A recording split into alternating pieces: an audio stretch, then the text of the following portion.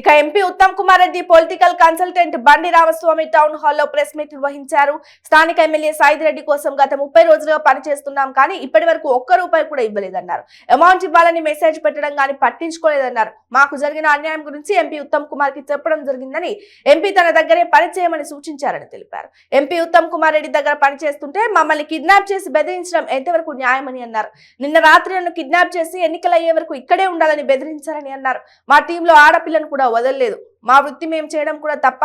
MLA Sai Reddy మా phone కూడా లాక్కున్నాడు. మా కార్ కూడా తీసుకెళ్లే ప్రయత్నం చేశారని, ఒక ఎమ్మెల్యే ఇలా చేయడం సరైన పద్ధతి కాదన్నారు. మా అమౌంట్ ఇవ్వకపోతే హుజూర్ నగర్ లో ధర్నా చేస్తామన్నారు. ప్రతిరోజు మాతో పని చేయించుకొని పేమెంట్ ఇవ్వకపోవడం మంచి పద్ధతి కాదన్నారు.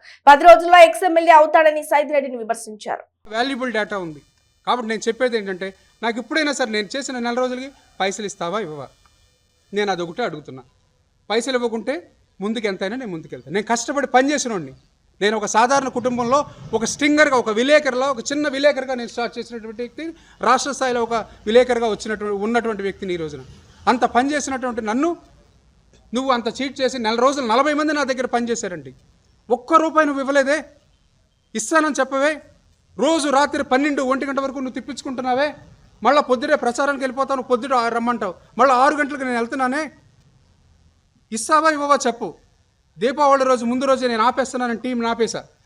ఆయన స్నేహితుడు వెంకటరెడ్డి వచ్చి, సార్ అట్లా కాదు, సార్ అమౌంట్ ఇస్తున్నారు పని చేయండి అంటే, మళ్ళీ వెంకటరెడ్డి నేను కలిపి ఆయన దగ్గరికి వెళ్ళాం. ఎవరి దగ్గరికి? ఎమ్మెల్యే దగ్గరికి. లేదు, ఇక్కడి నుంచి మీరు కంటిన్యూ చేయండి, మీకు పేమెంట్కి ఏ ఇబ్బంది ఉండదని మళ్ళీ 5 రోజులు పని చేయించుకున్నాడు. మళ్ళీ 5 రోజులు పని నేను చేసే వాళ్ళకి డైలీ ఇచ్చేసేయాలి కదా. కుర్రోళ్ళకి వాళ్ళు ₹1 వస్తుందని ఆశిస్తారు కదా. ఇవ్వలేదు. మళ్ళీ 5 రోజుల తర్వాత నుంచి నేను ఆపేసేవారు. సార్ నాకు పేమెంట్ ఇస్తారా ఇవ్వరా. ఆయన పెట్టింది ఎంత తెలివైనడో చూడండి. ఆయనకు పెట్టిన మెసేజ్ ఆయన ఫార్వర్డ్ చేశాడు కదా మీకు అందరికీ కూడా.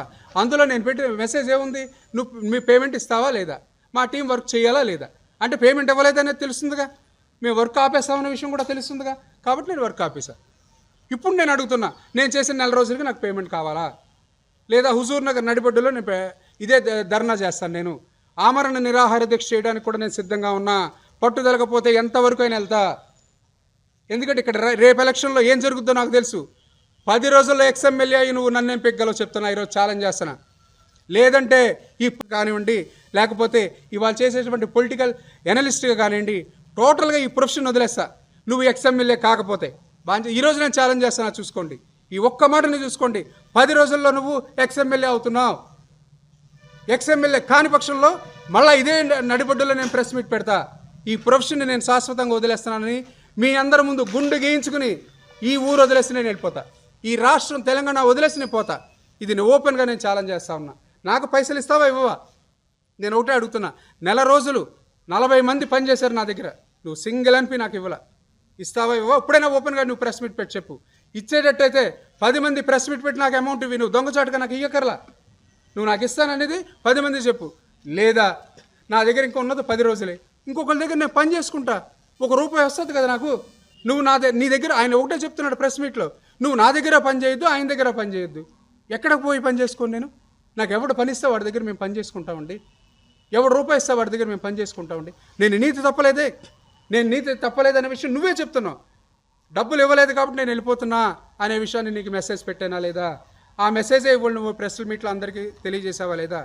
ఒక్క పాయింట్, ఈ అమ్మాయిని రాత్రి 10 గంటలకి రోడ్డు మీద ఉన్నటువంటి ఆ అమ్మాయిని షఫీ అనేటువంటి గ్యాంగ్ వచ్చి ఫోటోలు తీసుకుని నువ్వు ఇమ్మీడియట్లీ ఎమ్మెల్యే ఇంటికి వస్తావా లేదా అన్నారు.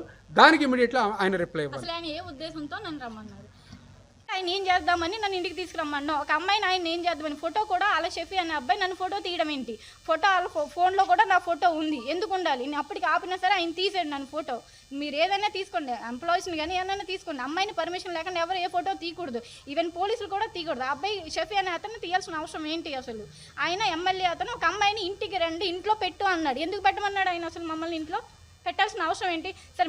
మీ దగ్గర ఒక కంపెనీలో చేశా, నెల 15 నుంచి చేశా, మీరు నాకు జీతం ఇవ్వలేదు. జీతం ఇవ్వలేనప్పుడు మేము ఇంకో కంపెనీ ఎక్కడైతే జీతం వస్తుందో అక్కడికి వెళ్తాం. అది నేచర్ ఎవరన్నా. ఇప్పుడు మీరు మాకు జీతం ఇచ్చి సరే కంటిన్యూ అవ్వండి అని చెప్పాలి. అంతేగాని మీరు చెయ్యండి అంటున్నారు. మా దగ్గర నుంచి ఉన్న ఇన్ఫర్మేషన్ మొత్తం అంతా తీసుకున్నారు ఆయన. రిగార్డింగ్ క్యాండిడేట్ వెంకటరెడ్డి గారి ఫోన్లో ఉంటుంది, మా నుంచి ఇన్ఫర్మేషన్ మొత్తం అంతా ఆయన ఫోన్లో ఉంది. ఆయన మొత్తం అంతా కీలకమైన డేటా అంతా తీసేసుకున్న తర్వాత వీళ్ళ నుంచి పని అయిపోయింది, మనకు ఉపయోగం లేదు. వీళ్ళు వెళ్ళిపోయినా పర్వాలేదు, మనకు అనవసరం, మన కీ పాయింట్స్ వచ్చేసినాయి. ఇక్కడ నుంచి మనం ఎవరైతే చేంజ్ అవుతున్నారో వాళ్ళు మనం మోటివేట్ చేసుకుందాం, మనమే చేసుకుందాం, వీళ్ళకి డబ్బులు ఇచ్చి ఏం ఉపయోగం అన్న థాట్లో ఆయన ఉన్నారు.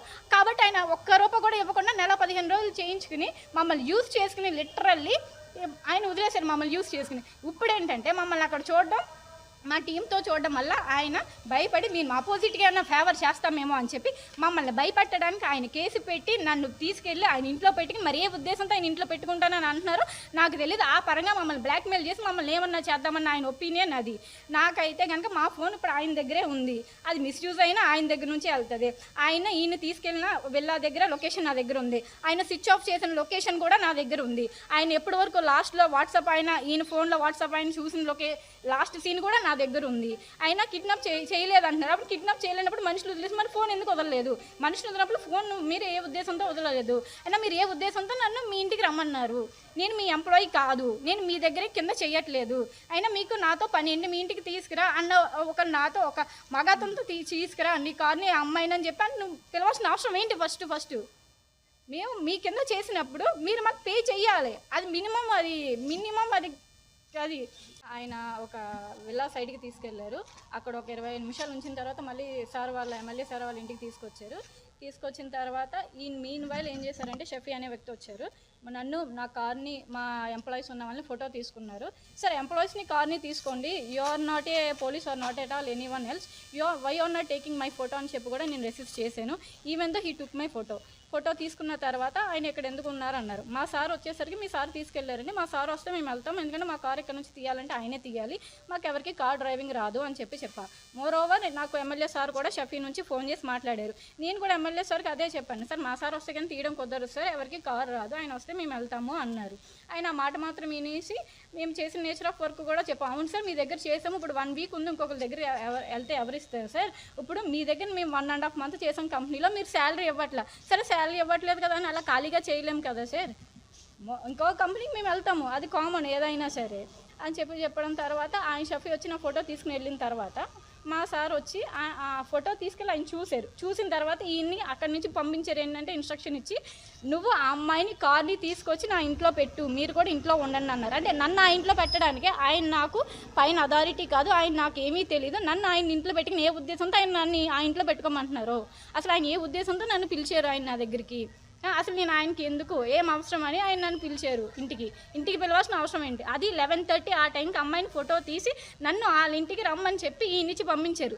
ఈయన్ని కూడా ఆ పరంగానే వదిలేరు, మీరు వెళ్ళండి అమ్మాయిని తీసుకురండి అందుకే వదులుతున్నానని చెప్పి వెళ్ళారు ఈయన్ని. ఆయన ఈలోగా మేము ఈ డిస్కషన్ జరుగుతుండగా మాకు అక్కడ ఉన్న సరౌండింగ్స్ వస్తే వాళ్ళకి కన్వే చేస్తే ఉత్తమ్ సరాలు వచ్చి మమ్మల్ని సపోర్ట్ చేసి పోలీస్ స్టేషన్కి తీసుకెళ్లారు.